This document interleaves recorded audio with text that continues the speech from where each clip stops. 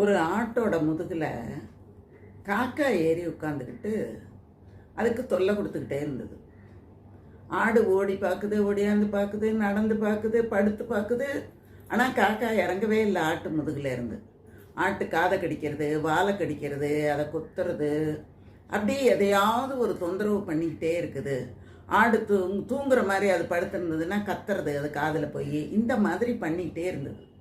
ஆட்டுக்கு ரொம்ப வருத்தமாயிட்டு. அது காக்காவை பார்த்து கேட்டுது, உனக்கு கொஞ்சமாவது ஒரு அடுத்தவங்களை துன்புறுத்துறமேங்கிற எண்ணமே கிடையாதா?